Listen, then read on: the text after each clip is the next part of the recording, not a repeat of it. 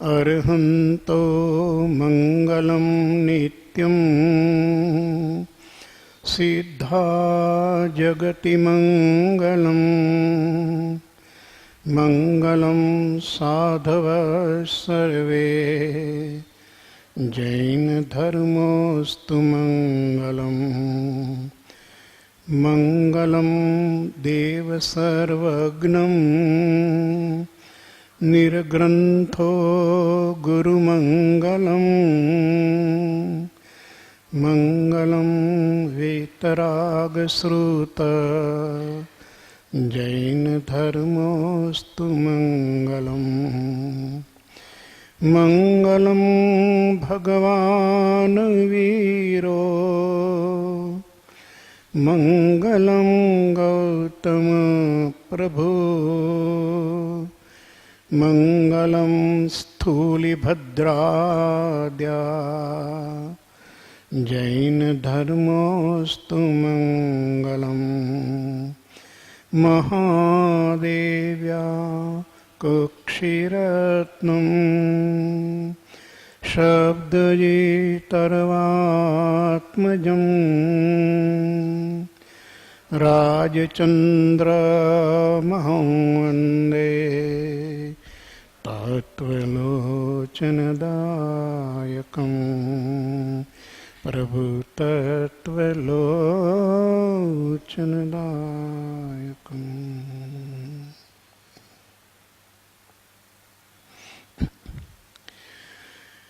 શ્રીમદ રાજચંદ્ર જ્ઞાન મંદિર રાજકોટ, રવિવાર તારીખ 17 ઓગસ્ટ 2014. શ્રીમદ રાજચંદ્ર વચનામૃત ક્રમવાર પત્ર સ્વાધ્યાય પ્રાપ્તાંક 709નો આપણો સ્વાધ્યાય ચાલુ છે.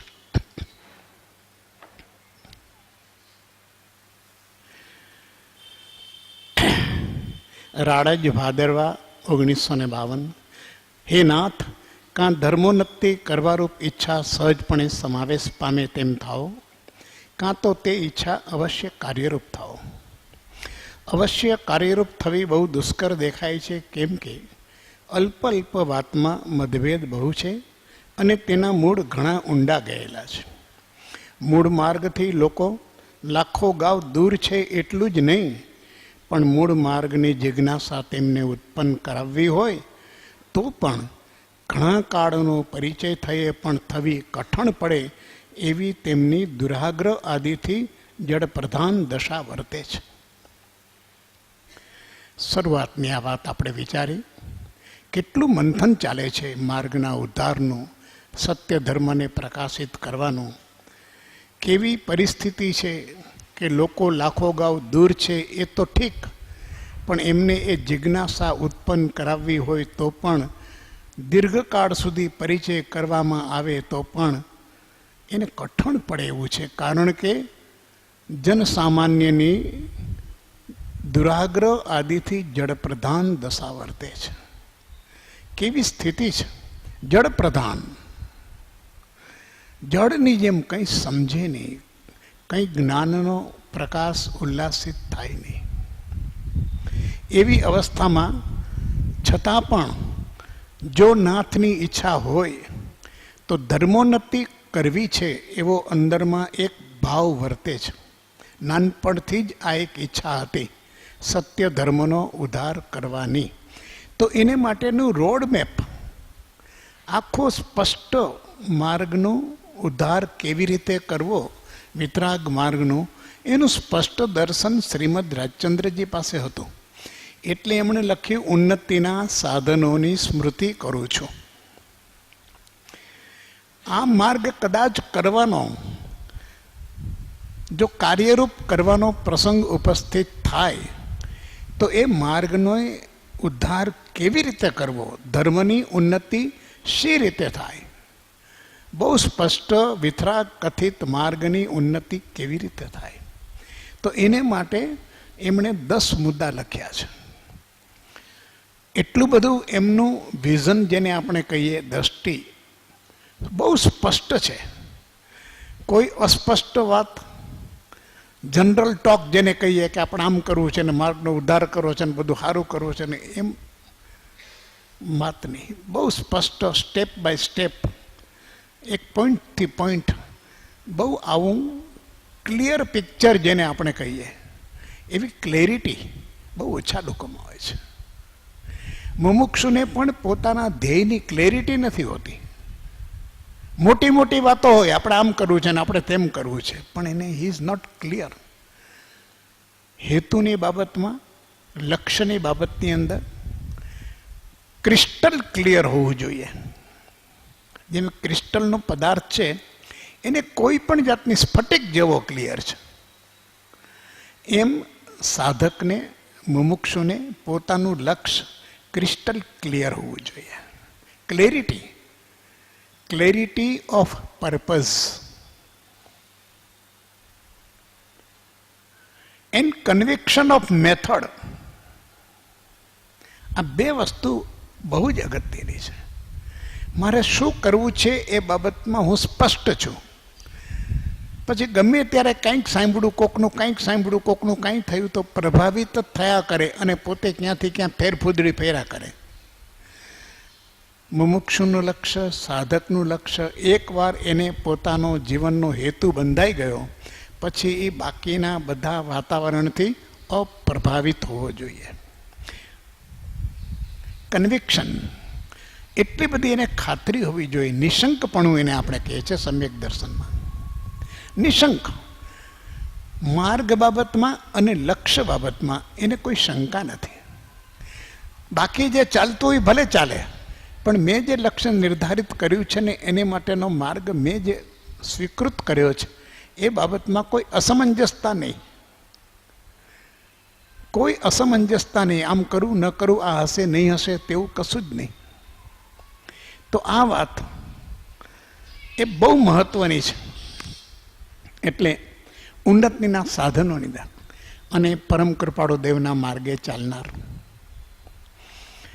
એમની પાસેથી જેમને તત્વજ્ઞાન બોધ પ્રાપ્ત થયો છે આવા લોકોએ માર્ગની ઉન્નતિ માટે વિવિધ પ્રકારના આયામોની રચના કરી છે. આજનો દિવસ પણ આપણે કહીએ તો પૂજ્ય બ્રહ્મચારી શ્રીનો જન્મદિવસ છે. એમણે પણ આખું એમનું સાહિત્ય જે સર્જન થયું છે એની અંદર લક્ષ્ય એક જ રાખ્યું છે. પ્રભુ શ્રી બ્રહ્મચારીજી કે અન્ય સંતો બધા કે પરમ કૃપાળુ દેવે જે માર્ગની ધર્મોન્નતિની વાત કરી છે તે ધર્મોન્નતિ કેવી રીતે થાય એ રીતે સૌ પ્રયત્ન કરે છે. અહીંયા કૃપાળુ દેવે આ બાબતમાં બહુ ક્લિયર એક એક પગથિયા આપ્યા છે કે જેથી કરીને કોઈ શંકાને, કોઈ સંદેહને સ્થાન ન રહે. પેલું લખ્યું છે બોધ બીજનું સ્વરૂપ નિરૂપણ મૂળ માર્ગ પ્રમાણે ઠામ ઠામ થાય. સૌથી આવશ્યક બોધ બીજ. બોધ બીજ એ સર્વપ્રથમ જોઈએ. જો જીવને બોધ બીજની પ્રાપ્તિ થઈ નથી તો લક્ષ્ય શું છે, શું કરવું છે? તો શું કરવું છે એ બાબતની અંદર એ વેક્યુમ હશે, ખાલી હશે. અને સ્વરૂપ નિરૂપણ, બોધ બીજનું સ્વરૂપ ને બોધ બીજનું સ્વરૂપ શું છે? તો પત્રાંક 525 અંદર પરમ કૃપાળુ દેવે બહુ સરસ વાત મૂકી છે કે આ આત્મભાવ છે અને આ અન્ય ભાવ છે. આ બોધ બીજની વાત એટલી સરસ, એક પેરેગ્રાફ જ છે પણ ખૂબ મહત્વનો છે, એટલે મુમુક્ષુએ એની વિચારણા કરવી ઘટે છે. એમાં લખ્યું છે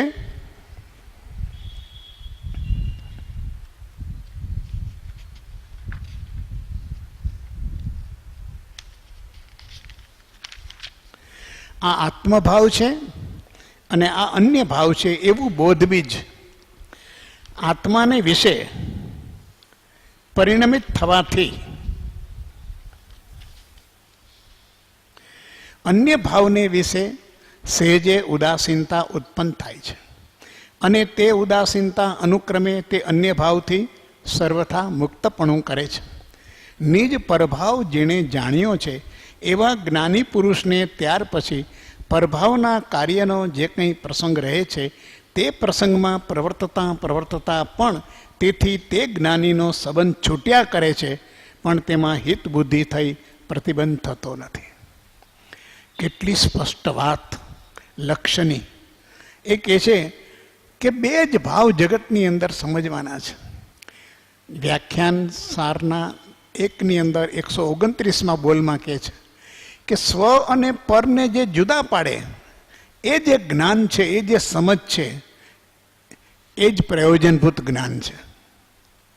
સાંભળવું છે, વાંચવું છે, સ્વાધ્યાય કરવો છે, અભ્યાસ કરવો છે, શાસ્ત્રો વાંચવા છે, પણ આ બધા વાંચવા પાછળનું લક્ષ્ય ભૂલાઈ ન જાય કે સ્વ અને પરભાવ એ બેને જે જુદા પાડી દઈએ, ભેદ જ્ઞાન જેને આપણે કહીએ, એ પ્રયોજનભૂત છે, બાકીનું બધું અપ્રયોજનભૂત છે. તો આ અન્ય ભાવ અને આ આત્મભાવ, ભાવ એટલે પદાર્થનું સ્વરૂપ, વર્તમાન પર્યાય અવસ્થા. તો જે કંઈ છે, દેહ છે એ પણ અન્ય ભાવ છે, અને સંજોગો છે એ પણ અન્ય ભાવ છે, સંગ છે એ પણ અન્ય ભાવ છે, સંબંધો છે એ પણ અન્ય ભાવ છે, સંગ્રહ અને પરિગ્રહ છે એ પણ અન્ય ભાવ છે. એને સ્પષ્ટ છે એવું બોધબીજ આત્માને વિશે પરિણમિત થયાથી અન્ય ભાવને વિશે ઉદાસીનતા રહે છે. અહીંથી એનું કર્મબંધની પ્રક્રિયા અટકે છે. એને અન્ય ભાવ પ્રત્યે ઉદાસીનતા છે. ઉદાસીનતા છે એમાં નથી રાગ કે નથી દ્વેષ. તો હવે તો કહે છે કે તે ઉદાસીનતા અનુક્રમે તે અન્ય ભાવથી સર્વથા મુક્તપણું કરે છે. આવી ઉદાસીનતા એકવાર આવી એટલે એનો ક્રમ એવો ચાલ્યો કે અન્ય ભાવ પ્રત્યે દિન પ્રતિદિન એને ઉદાસીનતા આવવાથી એ અન્ય ભાવના બંધનમાંથી મુક્ત થાય છે. નિજ પરભાવ જેણે જાણ્યો છે, આ બોધબીજ સાધકનું નિજ પરભાવ જેને જાણ્યો છે, હું આત્મા છું, દેહાદિ સ્વરૂપ તે મારું નથી, સ્ત્રી પુત્ર આદિ તે મારા નથી, સંગ્રહ પરિગ્રહ આદિ કંઈ પણ મારા નથી, હું શુદ્ધ ચૈતન્ય અસંગ એવો આત્મા છું, એકાકી છું, એકલો છું, પણ અનંત ગુણોનો પિંડ છું. અનંત જ્ઞાન, અનંત દર્શન, અનંત ચારિત્ર, અનંત સુખ, અનંત વીર્ય, આ મારું પોતાનું સ્વરૂપ છે. બીજું કશું મારું નથી. અને મારું જે સ્વરૂપ છે એ પૂર્ણ છે, સંપૂર્ણ છે, પરિપૂર્ણ છે, સ્વયંપૂર્ણ છે. એમાં કોઈ હિસાબે કોઈ વાતે કચાશ નથી. આવી સ્પષ્ટ ધારણા એની છે. તો કે છે જેણે નિજ પ્રભાવને જાણ્યા છે એવા જ્ઞાની પુરુષને ત્યાર પછી પ્રભાવના કાર્યનો જે કંઈ પ્રસંગ રહે છે તે પ્રસંગમાં પ્રવર્તતા પણ તેથી તે જ્ઞાનીનો સંબંધ છૂટ્યા કરે છે અને તેમાં હિત બુદ્ધિ થઈ પ્રતિબંધ થતો નથી. પ્રભાવની અંદર રહેવું અને છતાં પ્રતિબંધ ન થાય, આ જ્ઞાન દશા છે. પ્રભાવના પ્રસંગમાં પ્રવર્તન છે પ્રારબ્ધને કારણે, ઉદયને કારણે, પરંતુ એ પ્રતિબંધ થતો નથી. તો એ વાત મૂકી છે કે આ સ્વરૂપ નિરૂપણ, બોધ બીજનું આ સ્વરૂપ નિરૂપણ છે કે જેથી કરીને પ્રભાવની સાથે જીવનો પ્રસંગ પડે તો પણ એને પ્રભાવનો પ્રતિબંધ ન થાય, ઉદાસીનતા વધતી જાય અને પ્રભાવથી એ દિન પ્રતિદિન મુક્ત થતો જાય. સાધકે પોતાની સાધનાની સમીક્ષા કરવી હોય તો વિચારવું પડે કે કેટલા કેટલા પ્રભાવથી હું કેટલા પ્રમાણમાં મુક્ત થયો છું કે જોડાઉં છું. વધારે ને વધારે લીન થાઉં છું કે હું એનાથી મુક્ત થાઉં છું. પ્રસંગ છે, સંગ છે, સંયોગ છે, એની અંદર જ સંબંધના જગતમાં જ જીવું છું, પણ એ સંબંધથી હું મુક્ત કેટલો છું અને સંબંધથી બંધાયેલો કેટલો છું, સંજોગોથી બંધાયેલો કેટલો છું, સંજોગોથી મુક્ત કેટલો છું. એની માનસિકતા, એની આ વિચારધારા, એની આ ધારણા કે છે 7મું અંગ અષ્ટાંગનું. આ ધારણા શું છે તારી? કે સંગ પ્રસંગ છે એ પ્રભાવ છે. પાયાની વાત અહીંયા મૂકી છે. તો એનું સ્વરૂપ નિરૂપણ મૂળ માર્ગ પ્રમાણે, મૂળ માર્ગ આ છે જિનેશ્વરનો કે તું આત્મા સ્વતંત્ર છો, જાણ્યો સર્વેથી ભિન્ન અસંગ, આ મૂળ માર્ગ છે. જે દી તું તારા આત્માને આવો જાણીશ, અનુભવીશ, તે દિવસે એ સાચું તને જ્ઞાન થયું છે. આ મૂળ માર્ગ છે કે સર્વથી આ આત્મા ભિન્ન છે. તો દેહાદિથી પણ ભિન્ન છે, સંયોગોથી પણ ભિન્ન છે, સંબંધોથી પણ ભિન્ન છે, સંગથી પણ ભિન્ન છે અને એનું મૂળ સ્વરૂપ અસંગ છે. તો જે સંયોગીપણું છે એ કર્મના કારણે છે. વાસ્તવિક એક કર્મનો જ્યારે નિરસન થશે, નિર્જરા થશે, ત્યારે એનું સ્વરૂપ તો અસંગ છે. એક પરમાણુ માત્રની મળે ન સ્પર્શતા, આટલી અસંગતા એની છે. એક પરમાણુનું પણ આત્માના પ્રદેશને સ્પર્શ ન ઘટે, આટલી અસંગતા એના લક્ષ્ય સાથે જોડાયેલી હોય. તો કે જે મૂળ માર્ગ પ્રમાણે ઠામ ઠામ થાય, જ્યાં જ્યાં ઉપદેશ, વાંચના, સ્વાધ્યાય, સત્સંગ, શાસ્ત્ર અભ્યાસ ચાલતો હોય, ત્યાં આ વાત જ એના ઉપર જ જોર આપે. એનું નિરૂપણ જ આ રીતે થાય. મૂળ માર્ગનું નિરૂપણ એ જ ઉદ્દેશ છે, ઉપદેશનો, સ્વાધ્યાયનો, સત્સંગનો. જો બીજી આડીઅવળી વાત કરે તો એ તો અહમમાં ચડી જાય છે. પોતાની પ્રશંસા, પોતાનું મહત્વ, એની અંદર કાં સંપ્રદાયનો અભિનિવેશ, કાં શાસ્ત્રોનો અભિનિવેશ. આ એક પ્રકારે બુદ્ધિનો અભિનિવેશ છે પોતાનો, અને એમાં અહમ ભાવ છે. મૂળ માર્ગ અનંતા તીર્થંકરોએ માર્ગનું સ્વરૂપ જે કહ્યું છે એની જ પ્રરૂપણા કરવી. એટલે કૃપાળુદેવને લખવું પડ્યું કે ઉપદેશકના લક્ષ્યમાં નથી. લોકોને ક્યાંથી મળે? લોકો તો શ્રવણથી સાંભળે છે, બોધ સાંભળવા જાય છે ને એમાંથી આ દ્રષ્ટિ મેળવે છે. પણ હવે કેનારામાં જ કંઈ હોય નહીં તો શું થાય? કૂવામાં ન હોય તો અવાડામાં ક્યાંથી આવે? ઉપદેશકના લક્ષ્યમાં નથી. આ જેવી તેવું આ સ્ટેટમેન્ટ નથી કૃપાળુદેવનું, બહુ સમજવા જેવું છે. તો કે છે એ થાય. બીજો પોઈન્ટ કે છે ઠામ ઠામ મતભેદથી કંઈ જ કલ્યાણ નથી, એ વાત ફેલાય. મતભેદથી કોઈ કલ્યાણ નથી. ગમે તેટલા મતભેદ હોય, આપણે તો સર્વજ્ઞનું વાત, જ્ઞાનીનો બોધ એ જ માન્ય છે. એની સાથે આડો અવળો મારો અભિપ્રાય થતો હોય તો હું ખોટો. આટલી એનામાં વિનમ્રતા હોવી જોઈએ, સ્પષ્ટતા હોવી જોઈએ કે જ્ઞાનીની વાત એ જ સર્વશ્રેષ્ઠ છે. કારણ મતભેદથી કલ્યાણ નથી. આત્મસિદ્ધિમાં એનો ટૂંકો મંત્ર આપ્યો, હોય મતાર્થી તેહને થાયન આત્મલક્ષ, તેહ મતાર્થી લક્ષણો અહીં કહ્યા નિરપક્ષ.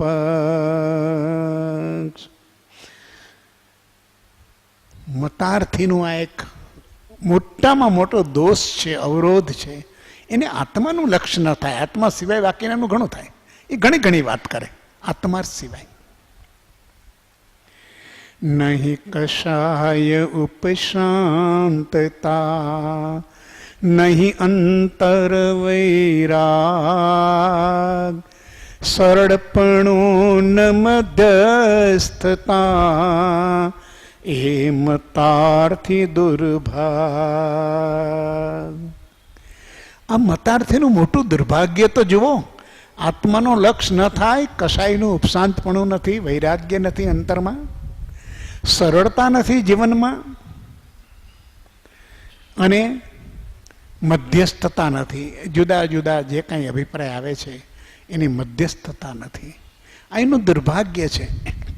એ પણ જીવ મતાર્થમાં નિજમાનાદિકાજ, પામે નહીં પરમાર્થને રહે ભ્રાંતિમાં સે. આવું મતાર્થી જીવ માત્ર પોતાના માનને પોષણ કરવા માટે. માન કસાય બહુ સૂક્ષ્મ છે, લક્ષ્યમાં આવે નહીં. કોઈ ગીતાર્થ ગુરુના સાનિધ્ય વિના માન કસાય લક્ષ્યમાં ન આવે. પોતાની મેળે તો કદી ન આવે. એ તો એ માનનો પણ વધારે ચૈડા કરે. હું નથી, મને કાંઈ નથી, એવો બફામ અને ભ્રમ ઘણો હોય છે. અને એને કોઈ ઉપાય નથી, એને કોઈ કેનાર નથી. કેમ કે જ્યાં એનું કોઈને ગીતાર્થ ગુરુવરનું શરણા પણ નથી, એનામાં માનના નિરસનનો કોઈ ઉપાય નથી. કૃપાળુદેવે કહ્યું છે કે પ્રત્યક્ષ સદગુરુ યોગમાં સ્વચ્છંદ તેરો કાય, અન્ય ઉપાય કર્યા થકી પ્રાય બમણો થાય. અને આજે જ્યાં જોઈએ છીએ, જ્યાં નજર કરીએ છીએ, ત્યાં સ્વચ્છંદ ઘટવાની બદલે વધતો ચાલે છે. એને લક્ષ્યમાં આવતું નથી, કારણ કે સાચા સદગુરુ નથી મળ્યા. ગીતાર્થ જ્ઞાની, સંવિઘ્ન જ્ઞાની, સર્વવીરતિધર જ્ઞાની. આ તો બધું કોમ્પ્રોમાઇઝ કરીને આખું બધું એટલું ડાયલ્યુટ કરી નાખ્યું છે. મંદપણું કર્યું છે, સદગુરુને મંદ બનાવી દીધા છે, અને પોતાની જિજ્ઞાસુપણું પણ મુમુક્ષુતા મંદતામાં છે. તીવ્ર મુમુક્ષુતા વિના તો ક્યાંથી પ્રગટે સ્વરૂપ? ક્ષણે ક્ષણે એમાં પ્રવર્તન હોય. તો મુમુક્ષુતાના જે વાંધા છે ત્યાં તીવ્ર મુમુક્ષાની વાતો ક્યાં કરવી? કૃપાળુદેવ 254 લખ્યું છે. તો કે છે ઠામ ઠેમ મતભેદથી કંઈ જ કલ્યાણ નથી. એ વાત ફેલાય, આનો ફેલાવો કરવો ચારે બાજુ, કે ગમે ત્યાં હો, જે માન્યતા બધું રાખો, પણ મતભેદથી કલ્યાણ નથી. સર્વજ્ઞના માર્ગ સિવાય કોઈ ઉપાય નથી. સત્પુરુષના માર્ગ વિના બીજો કોઈ માર્ગ નથી. આવી વાત ફેલાવી જોઈએ કે જે જ્યાં છે ત્યાં એનો અભિનિવેશ એને ન આવે, એનો મદ એને ન ચડે, એના આગ્રહમાં ન બંધાય. એમાંથી મળતું હોય તો એનામાં એક વિવેક દ્રષ્ટિ આવે, પ્રજ્ઞા આવે, કે એમાંથી મૂળભૂત વાત જિનેશ્વર ભગવાને કહી છે, એમાં સમજવા જેવું તત્વ શું છે એ પકડી લે, બાકીનું બધું છોડી દે. કેમ કે આખરે દર્શન અને સંપ્રદાયની અંદરથી જ માર્ગ મળે છે. પણ સાંપ્રદાયિકતા છોડવી પડે જો માર્ગને મેળવવો હોય તો. એટલે ક્યાંય કોઈ પણ પ્રકારનો, એટલે એક શબ્દ પ્રયોગ શાસ્ત્રમાં સરસ મૂક્યો છે, દ્રષ્ટિરાગ. ન વ્યક્તિનો, ન સંસ્થાનો, ન શાસ્ત્રનો, ન ગ્રંથનો, ન પદ્ધતિનો. આ દ્રષ્ટિરાગ છે. હોવું જોઈએ, આ બધું હોય, પણ એનો ક્યાંય દ્રષ્ટિરાગ નહીં, તત્વરાગ. એમાંથી મળતું તત્વ પકડી લેવાનું, દ્રષ્ટિ નહીં. અત્યારે એવા પકડી શકીએ એવા પુરુષો પણ આપણને મળવા દુર્લભ છે. આપ્યું છે કૃપાળુદેવે તો લક્ષણો આપ્યા છે, પણ એ લક્ષણો આપણને સમજાતા નથી. એ લક્ષણ પ્રમાણેનો પુરુષ 837નો પત્ર વારંવાર વાંચવો અને વિચારવો જ્યારે સદગુરુની વાત કરતા હોય ત્યારે. નહીં તો દ્રષ્ટિરાગ થશે, બીજું કંઈ નહીં થાય. ત્રીજું કહ્યું છે, પ્રત્યક્ષ સદગુરુની આજ્ઞા એ ધર્મ છે, એમ વાત લક્ષમાં આવે. આ સનાતન સિદ્ધાંત છે. આપણને રૂચે ન રૂચે, ગમે ન ગમે, આ કોઈ પ્રશ્ન નથી. પ્રત્યક્ષ સદગુરુની આજ્ઞા એ જ ધર્મ છે. બોધ સનાતન અને શાશ્વત છે, પણ બોધનું સ્વરૂપ કાળે કાળે, યુગે યુગે એને લગતા એવા ગીતાર્થ પુરુષો આવે કે જે વિવેકયુક્ત, પ્રજ્ઞાયુક્ત હોય, અને એની વાતને, કઈ વાતનો કેવી રીતે અર્થ કાળ ભેદે વસ્તુનું સ્વરૂપ સમજાય, એ જ સાચું સમજાય. કૃપાળુદેવે મોક્ષમાળાના 104ના પાઠમાં કહ્યું છે કે અગાઉના તીર્થંકરોને મહાવીરનો બોધ એક જ છે, તો કે તત્વતઃ એક છે, પણ કાળ ભેદે જુદો છે. અને કાળભેદનો અધિકાર આપણે ત્યાં એક પરંપરા કીધી છે, યુગાચાર્ય, યુગ પુરુષ એવા આવે છે. શાસનનો એક ક્રમ છે. જેમ અરિહંતો થાય છે, એમ અરિહંતોનું શાસન ચલાવનારા યુગ પુરુષ, યુગ આચાર્ય પણ થાય છે, કે જે આવીને પોતાનું સંવિઘ્નપણું એમનું ઉત્કૃષ્ટ છે, અને એની અંદર એમનું ગીતાર્થપણું છે. ગીતાર્થ એટલે શાસ્ત્રના રહસ્યને, તાત્પર્યને પાર પામવા, અને એમાંથી તે કાળે જે યોગ્ય હોય એ પ્રકારે માર્ગની પ્રરૂપણા કરે, પણ મૂળ વસ્તુ સાથેનો તંતુ અખંડ રાખીને કરે.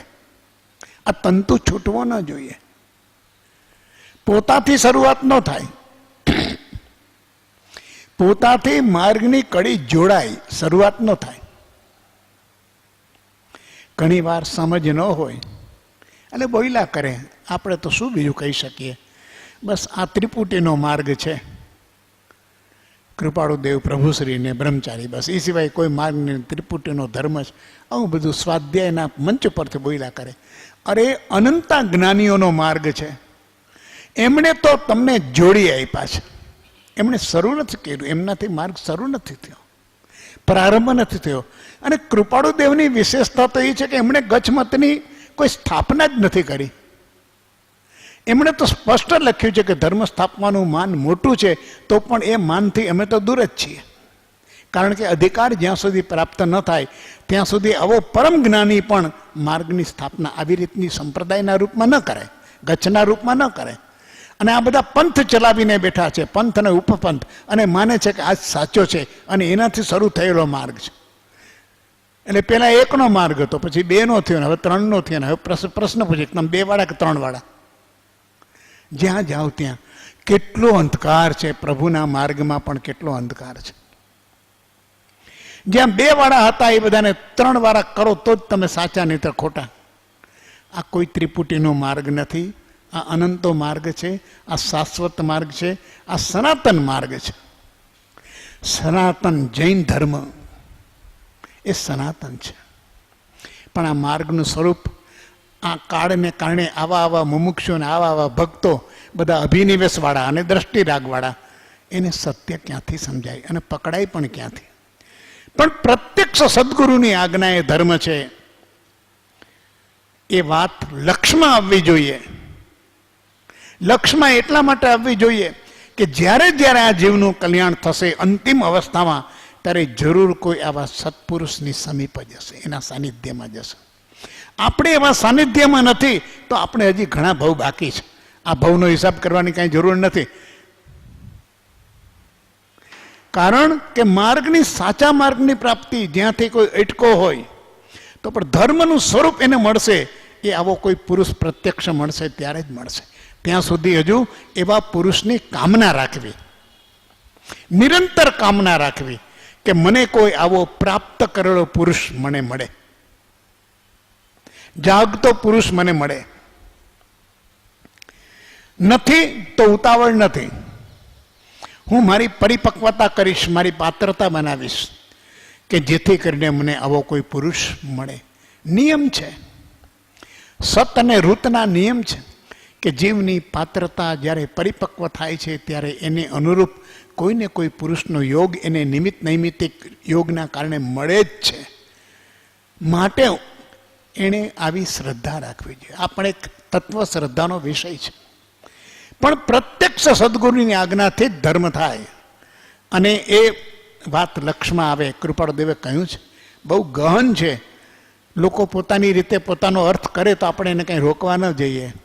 એમને કહ્યું છે, પ્રત્યક્ષ સદગુરુ સમ નહીં, પરોક્ષ જીન ઉપકાર, એવો લક્ષ થયા વિના ઉગેન આત્મવિચાર. આ લક્ષ નહીં હોય ત્યાં સુધી આત્મવિચાર પણ નહીં થાય. આવો પ્રત્યક્ષ સર્વજ્ઞના પ્રતિનિધિ રૂપ 13મા ગુણસ્થાનક વાળો જ ગુરુ છે, પણ છઠ્ઠો એવો છે કે 13માનું પ્રતિનિધિત્વ કરે છે. લઘુનંદન છે. કૃપાળુદેવે પદમાં શરૂઆતમાં લખ્યું છે એ મહાવીરનો લઘુનંદન છે. આવો પ્રત્યક્ષ એ વિના એનું લક્ષ્ય કારણ શું? કે નહીં તો જીનનું સ્વરૂપ ન સમજાય. સદગુરુના ઉપદેશ સમજાયન જીન રૂપ, સમજાવણ ઉપકાર શો, સમજે જીન સ્વરૂપ. કેમ પરોક્ષ જીન કરતા પ્રત્યક્ષ સદગુરુની વાત ઉપર વજન કેમ આપ્યું છે? તો કે એ જીનનો ઉપકાર તને સમજાય ક્યારે? એનું સ્વરૂપ જ નથી સમજાવવાનું. એ જીને શું ઉપકાર કર્યો એ તારા લક્ષ્યમાં ક્યારે આવશે?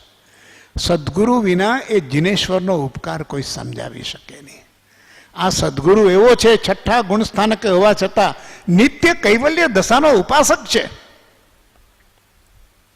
નિત્ય એ માર્ગનો અનુગામી છે અને દિવસે દિવસે ઉત્તરોત્તર એની દશા વધતી છે. એ કૈવલ્યની સમીપ જઈ રહ્યો છે. આ સદગુરુ જ આપણને જીનનું સ્વરૂપ સમજાવી શકે. અને જીનનું સ્વરૂપ નહીં સમજાય તો તને કાંઈ ઉપકાર નથી, એટલે ગાથા મૂકી છે. અને અહીંયા કહ્યું કે જીનેશ્વર કરતા સદગુરુ માન છે. અરે જીનેશ્વર કરતા સદગુરુની મહાનતા નથી બતાવી, પણ જીનેશ્વરની મહાનતા પામવા માટે સદગુરુ સિવાય બીજું માધ્યમ નથી. તારી મતી કલ્પનાએ જીનેશ્વર નહીં ઓળખાય, જીનેશ્વરનું સ્વરૂપ નહીં પકડાય. બહુ અગમ્ય સ્વરૂપ છે. જીનનું સ્વરૂપ એ શુદ્ધ આત્મ સ્વરૂપ છે.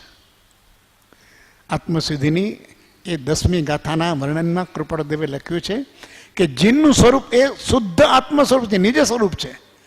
તને લક્ષમાં નહીં આવે, માટે ત્યાં સદગુરુ વિના એ પકડાશે નહીં. એથી કરીને સદગુરુ જીનેશ્વરથી મહાન છે આવું અર્થઘટન ગાંડ પણ કરતો નહીં તું. આ એનો મતલબ શબ્દના અર્થ કરે છે અને વાત કંઈ સમજાતી નથી.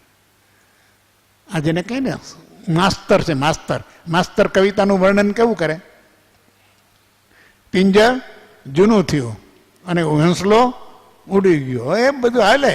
છોકરો કાંઈ ન સમજે કે શેની વાત છે. પિંજર એટલે શું, હંસલો એટલે શું, દેહ અને આત્માનું રૂપક છે. પણ હવે એવી સમજાવવું હોય ને બિચારો તમાકુ મોઢામાં નાખીને બેઠો હોય અને ક્લાસની અંદર સમજાવતો હોય, શું કહે કે આ તો અમથું લખ્યું છે પણ પિંજર જૂનું થયું નવું કરી નાખ. કંઈ વાતમાં માલ નથી. આવું ચારે બાજુ મહાન એવું આત્મસિદ્ધિ શાસ્ત્ર, એને પણ આપણે એનું અર્થઘટનમાં સાવ સપાટી ઉપર ક્ષુદ્ર મતીથી કરતા હોય છે કે કંઈ પકડાતું નથી. કૃપાળુદેવે કીધું છે ને 11મી ગાથામાં પરોક્ષ જીનેશ નહીં ઉપકાર. શું કીધું છે? પણ જીનેશ્વરને ડાઉન કર્યા છે. આ પુરુષ કોઈ દી કરે? જેને જીનના કહેવાનો આશય કે છે અમારા વિશે સ્પષ્ટ છે, વારંવાર જીનને માથે રાખીને વાત કરનાર પુરુષ ક્યારે આવા શાસ્ત્રમાં મૂકે? પણ જગતના જીવોને કંઈ વાત મૂકી દે. સ્વચ્છંદ જ્યાં જોર કરતો હોય ત્યાં એકેય વાત એને પકડાય નહીં. દ્રવ્યાનુયોગ આત્મવિદ્યા પ્રકાશ થાય. ચોથો મુદ્દો, દ્રવ્યાનુયોગ આત્મવિદ્યા પ્રકાશ થાય. દ્રવ્યાનુયોગ તત્વ, પદાર્થ, સ્વરૂપ, સૂત્ર, સિદ્ધાંત, સમજણ, સતઋતના નિયમો, આ બધા દ્રવ્યાનુયોગ છે જે શાશ્વત છે. આખા વિશ્વના 2 ભાગ છે, એક શાશ્વત અને બીજું પરિવર્તનશીલ.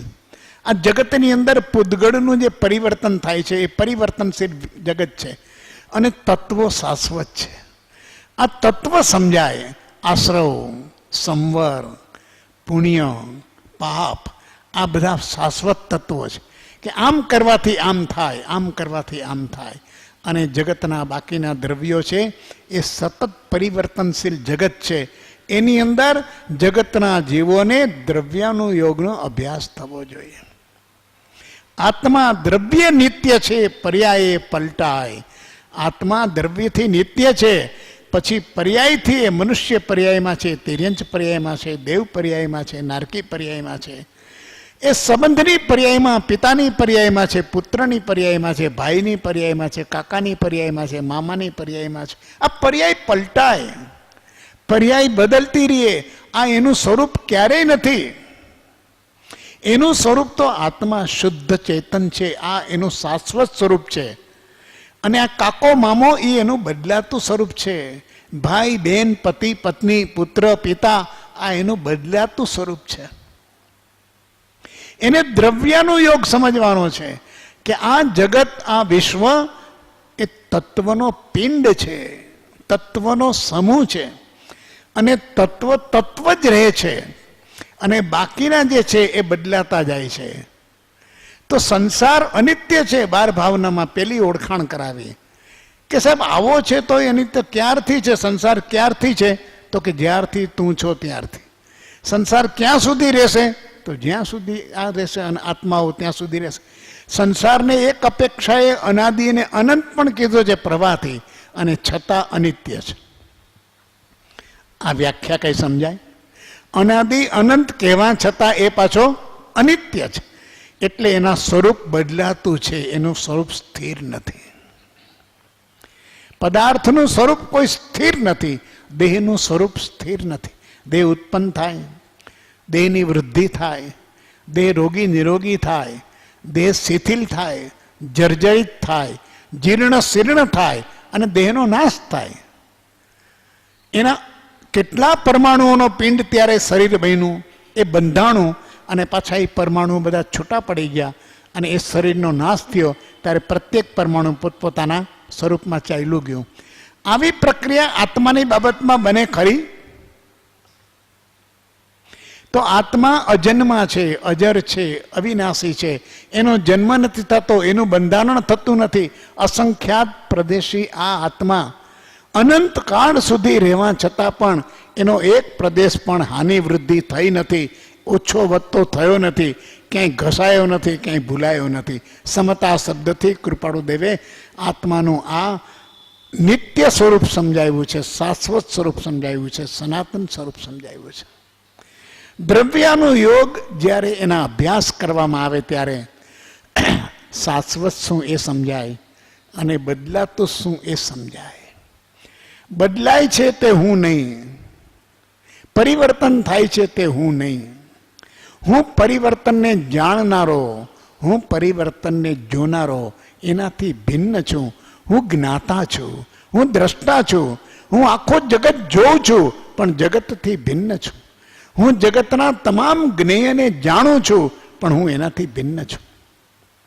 આ દ્રવ્યાનું યોગનો દૃષ્ટિકોણ મળે અને આવી આત્મવિદ્યા પ્રકાશ થવી જોઈએ.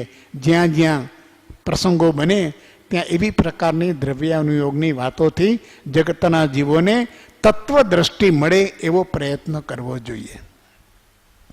પછી કે છે કે ત્યાગ વૈરાગ્યના વિશેષપણાથી સાધુઓ વિચરે. શબ્દ મૂક્યો છે વિશેષપણાથી. ત્યાગ અને વૈરાગ્ય તો આધ્યાત્મનો પાયો છે, પણ સાધુ માટે તો સર્વસંગ પરિત્યાગ અને સર્વવિરતિપણું એ આવશ્યક છે. આ છઠ્ઠું ગુણસ્થાનક છે. તો ત્યાં એ સાધુઓ વિચરે તો વિશેષપણાથી. વિશેષપણાથી એટલે એનો ત્યાગ એ નેત્રદીપક હોવો જોઈએ, આંખને ઉડીને વળગે હોવો જોઈએ. એનો ત્યાગ ભ્રાંતિકારક ન હોવો જોઈએ, છદ્મ ન હોવો જોઈએ. એનો ત્યાગ તો જળહળતો પ્રગટ હોવો જોઈએ, વિશેષપણાનો ત્યાગ.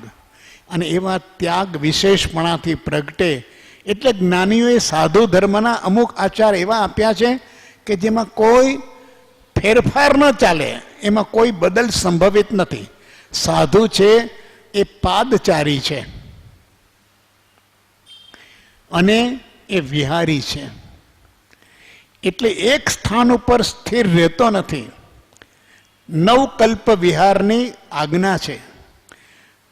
ચાતુર્માસમાં 3 માસ 4 માસ સ્થિર રહીએ તો 3 કલ્પ એના ન થાય વિહારના, બાકી 9 માસમાં એ સ્થિર રહે નહીં.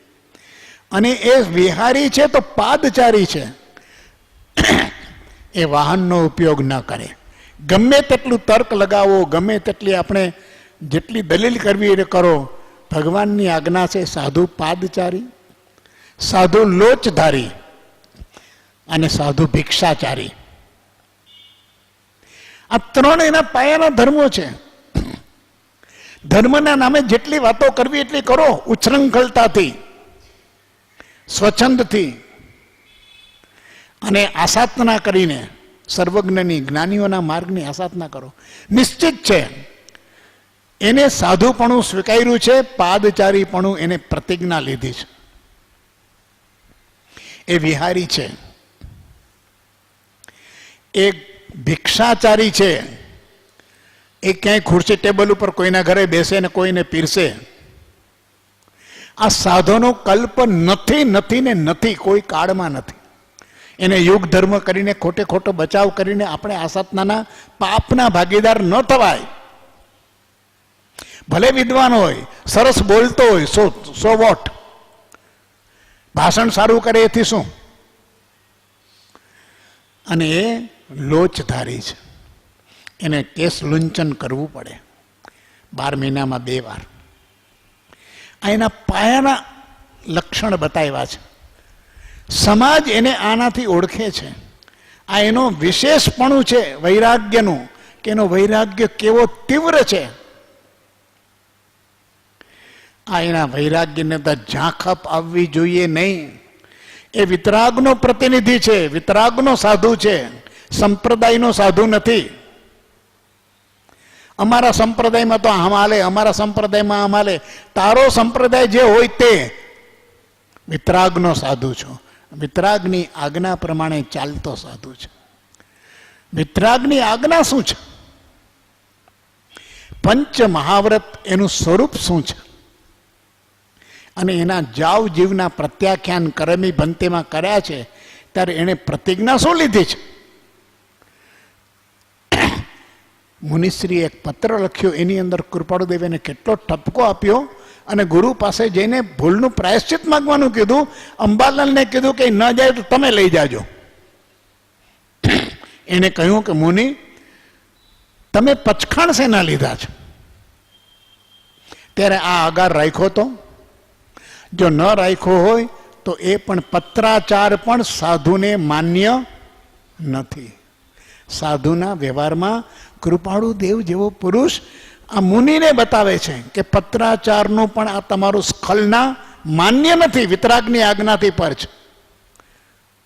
ગમે તેવા તમે સાધુઓ, તમારે ગુરુ પાસે જઈને પ્રાયશ્ચિત લઈ લેજો અને પછી આજ્ઞા મેળવી લેજો કે મારે આટલો સત્સંગ માટે થઈને કોઈ વાર, અને તે પણ જાતે પત્રો નહીં લખવાના, પણ કોઈની પાસે લખાવાના. 2 પત્રો એના છે. આપણે વિચાર કરીએ કે આ પ્રભુના જીવનની અંદર તો કેટલી ઘટનાઓ બની છે. અને આજે સાધુને મોબાઈલ કાન વિના હાલતું નથી. એ કે આ કેવી રીતે ચાલે? બિચારો ભક્ત મૂંઝાય છે. અરે ભક્ત મૂંઝાવતો ભક્તના ઘરે બાપા તો વિતરાગનો સાધુ છું. આજ્ઞા શું છે? જીનાજ્ઞા શું છે? જીનાજ્ઞાથી વિરુદ્ધનું વર્તન સાધુનું ન હોય. ઘોર આસાતના, ઘોર અવજ્ઞા પ્રભુની છે, સર્વજ્ઞની છે, તીર્થંકરની છે, ભગવાનના શાસનની છે. શાસનનો વિરાધક એની ઉપાસના આપણે કેવી રીતે કરવી?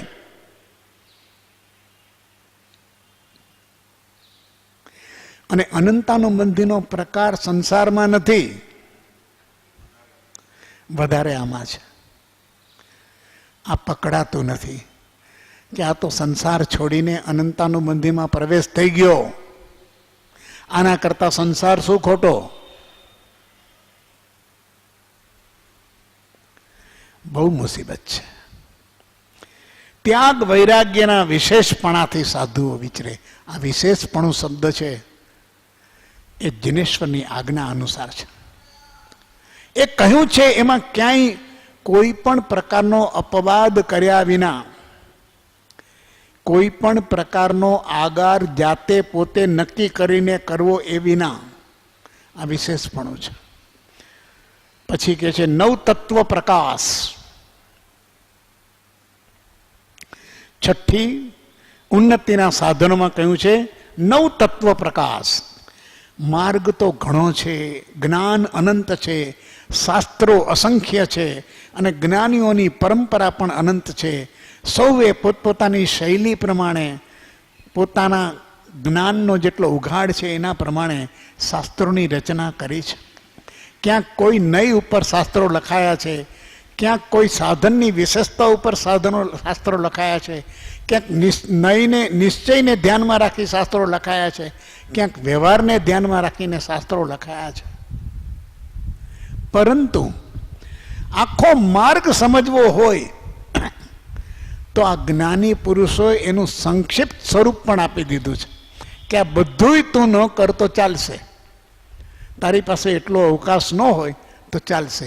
કારણ કે સમગ્ર વિતરાગ દર્શન 9 તત્વની સાદી સમજમાં સમાઈ જાય છે. સમગ્ર વિતરાગ દર્શન અનંતા સિદ્ધોનો, અરિયંતોનો અને કેવડીઓનો માર્ગ, અનંતા શાસ્ત્રોમાં રહેલો માર્ગ, આ 9 તત્વની સાદી સમજની અંદર સમાઈ જાય છે. અને કૃપાળુદેવે મોક્ષ માળાની અંદર આ સમજાવી દીધો છે. આ પાઠ આપ્યો છે 9 તત્વનો કે આ જગતની અંદર તત્વ જીવ, પેલું, બીજું અજીવ, એટલે જીવ સિવાયના બાકીના દ્રવ્યો છે તે, જેનામાં ચૈતન્ય નામનો ગુણ નથી, અજીવ. પછી પુણ્ય, શુભ ભાવ, પાપ, અશુભ ભાવ, આશ્રવ, એટલે આ આગમન, આવા ભાવોનું આગમન થાય તે, બંધ એનું પરિણામ જે થાય તે, સંવર આ બધા ભાવોને રોકવા તે, આશ્રવના ભાવોને, આત્માને બંધ ઉત્પન્ન કરે એવા ભાવોને રોકવા, એવા સંજોગોથી પર થવું, એવા સંજોગોથી ઉદાસીન થવું, આ સંવરની ક્રિયા છે. સંગથી ઉદાસીન, સંબંધથી ઉદાસીન, સંયોગોથી ઉદાસીન, અને કદાચ પ્રસંગમાં હોય તો પણ એનો ભાવ ઉદાસીનતાનો છે, આ સંવર છે. અને પછી નિર્જરા છે, તપ કરી કરીને અજ્ઞાન કાળની અંદર, અનંત કાળમાં જે કર્મો બંધાયા છે એને આત્મપ્રદેશની અંદર એ ઉદયમાં આવે ત્યાર પહેલાં એને ખેરવી નાખવાના. એ 12 પ્રકારના તપ, 6 બાહ્ય અને 6 અભ્યંતર, આ પણ માર્ગ કીધો છે. અને એનું પરિણામ સંવર અને નિર્જરાનું પરિણામ મોક્ષ છે. એકવાર પાપથી અટકી જા એટલે તું મોક્ષના માર્ગે છું. અને પાપના બંધનોને તોડી નાખ તોય મોક્ષના માર્ગે છો. આ 9 તત્વ તને સમજાય, 9 તત્વની સાદી સમજ આવી જાય, સમગ્ર વિતરાગ દર્શન આવી ગયું છે.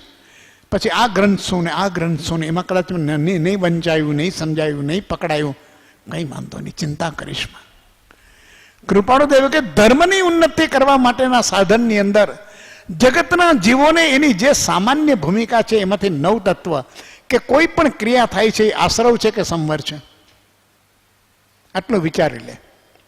આશ્રવની અંદર પણ શુભ છે કે અશુભ છે, તો અશુભને ટાળ. અને શુભને શુદ્ધ ભાવનાથી પણ શુદ્ધ હોય તો અશુદ્ધ, એ તારા અશુદ્ધને ટાળશે. આવી પ્રકારનો પરિણામ બંધ આવશે, પણ બંધ હળવો કર, શિથિલ કર. બંધ એવો કર કે જેથી કરીને બીજા બંધને તોડવામાં મદદરૂપ થાય. આને કીધું છે સાનુબંધ. બંધમાં પણ સાનુબંધ, પુણ્યનું બંધ છે એ સાનુબંધની વ્યાખ્યામાં આવે છે.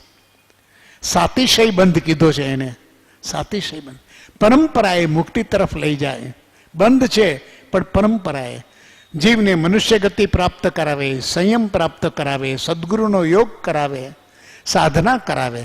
આ બધા પુણ્યના યોગો છે, પાપથી ન થાય કંઈ, પાપથી કંઈ ન થાય. આ બધા યોગ, મને સરસ મજાનો ધર્મ મળ્યો, સદગુરુ મળ્યા, શાસન મળ્યું પરમાત્માનું, એ કંઈ તારા પાપનો ઉદય નથી, એ તો પુણ્યનો ઉદય છે. પણ સાનુબંધ પુણ્ય કે જેથી કરીને એનાથી તું હવે ફરીથી નિમ્ન તરફ નહીં જા, ઉત્કર્ષ તરફ જઈશ. ઉન્નતિના સાધન છે આ.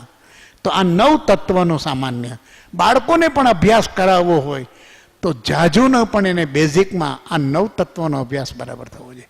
પાઠશાળા હોય, જ્ઞાનશાળા હોય, બરાબર સ્પષ્ટ એને સમજાય એવી ભાષામાં, સચિત્ર રૂપમાં પણ 9 તત્વની પુસ્તિકાઓનું પ્રકાશન ઘણું થયું છે, સમજાવી શકાય.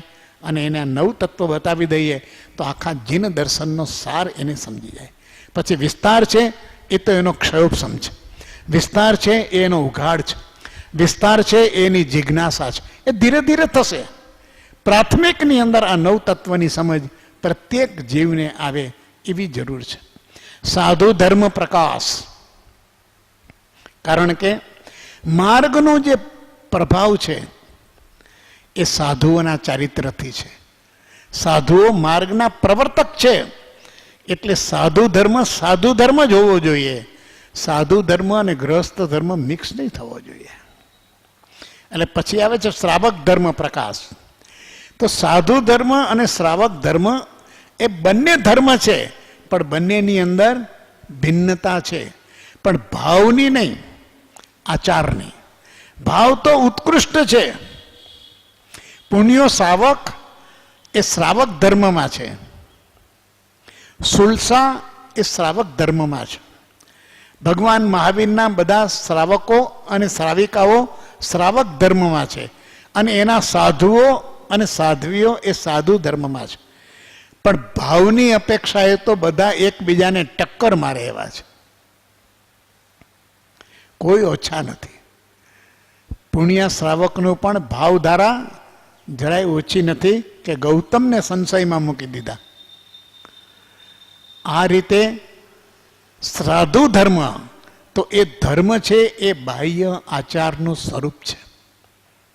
આંતરિક તો એક જ છે. મુમુક્ષુ થયો ત્યારથી અંતરંગ ભાવના તો એક જ છે. હવે અંતર્મુખ થવાનું છે.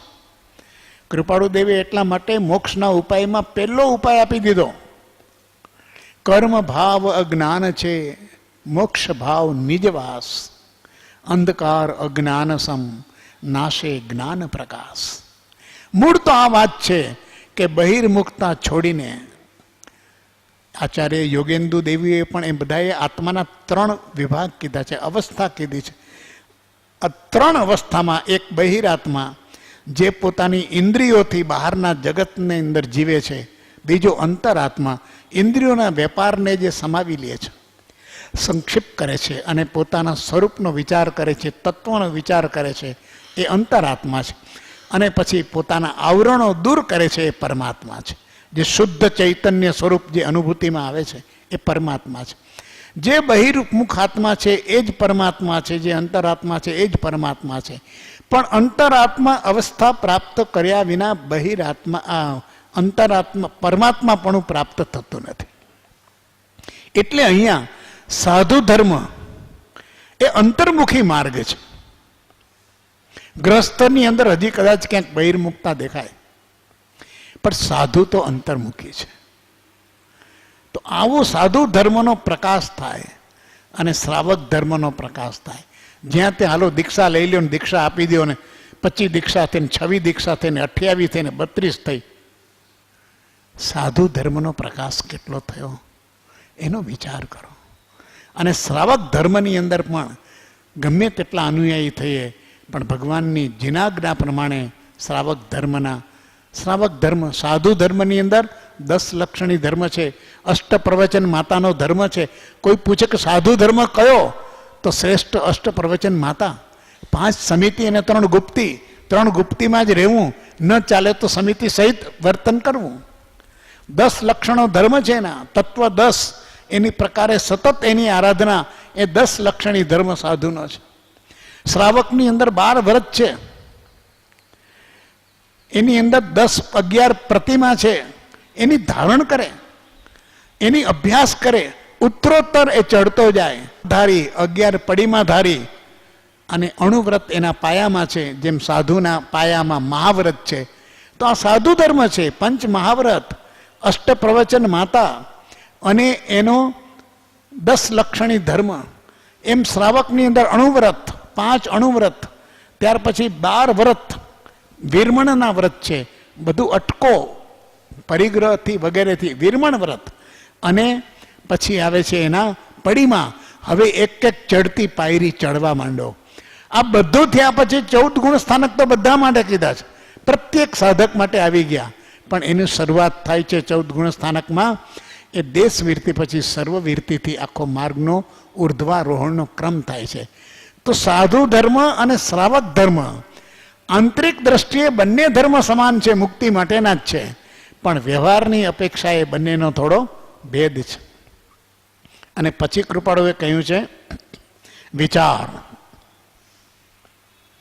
કૃપાળુ દેવની શૈલી બહુ મહત્વની છે, બહુ મજાની છે. વિચાર એ કે લોકોનો વિચાર આપીશ. અને આત્મસિદ્ધિમાં પણ કહ્યું કે આવું અદ્ભુત પદને પ્રાપ્તિ કરવી હશે તો એને કહી શકાતું નથી. અમે એનું વર્ણન નહીં કરી શકીએ. એના માર્ગ શું છે બધું જે કંઈ છે પણ નહીં કહી શકાય. બીજું કહીએ કેટલુંક કેવું. 5 ઉપાય કીધા, 3 સમ્યક દર્શનના સ્વરૂપ કીધા, કેટલુંક કહેશું અમે. આ કહેવાથી પર છે. પણ સાહેબ કહેવાથી પર અમે કેવી રીતે પામીએ? અમારે તો પામવું છે. તો કે તું કર, વિચાર તો પામ. તું વિચાર કરીશ તો પામીશ, માત્ર સાંભળવાથી નહીં પામ. સાંભળવાથી નહીં પામ, વિચારીશ તો પામી. એટલે વિચાર, લોકોને વિચાર કરવાની પ્રક્રિયા મળવી જોઈએ. એ વિચારમાં જવો જોઈએ. આ ધ્યાનનો પ્રારંભ વિચારથી થાય છે. કોઈ એક તત્વનો વિચાર એ શરૂઆત કરી દઈએ તો વિચાર છે એ નયન તે દિવ્ય વિચાર. આ ચક્ષુ છે, બિના નયન પાવે ને એમાં આ દિવ્ય વિચાર, સત્પુરુષના વચનનું યથાર્થ ગ્રહણ, મનન, ચિંતન, અનુપ્રેક્ષા, આ વિચારની પ્રક્રિયા છે. ગહન વિચાર, તો વિચાર કરવો અને એ ગુરુગમથી વિચાર કરવો. પાવે નહીં ગુરુગમ વિના, સ્વચ્છંદથી વિચાર નહીં, મતિ કલ્પનાથી વિચાર નહીં, પણ ગુરુગમથી વિચાર. જ્ઞાની શું કહે છે?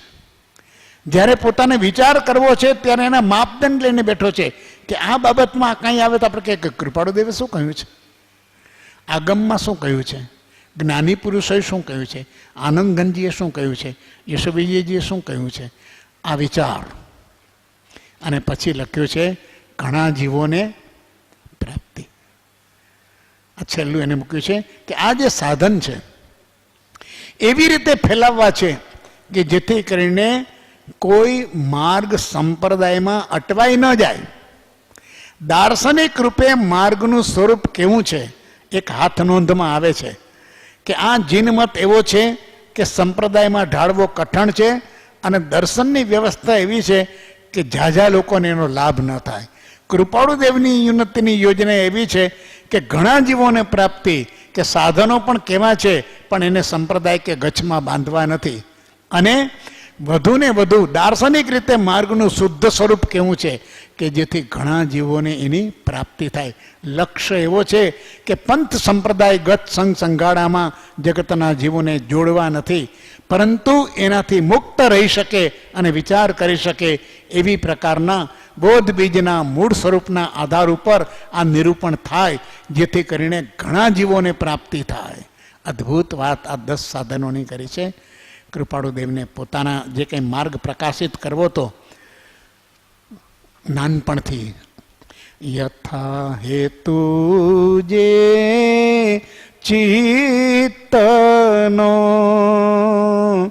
સત્ય ધર્મનો ઉદ્ધાર રે થશે અવશ્ય આ દેહથી એમ થયો નિર્ધાર રે. ધન્ય રે દિવસ આહો આહો. સત્પુરુષનું યોગ બળ જગતનું કલ્યાણ કરો.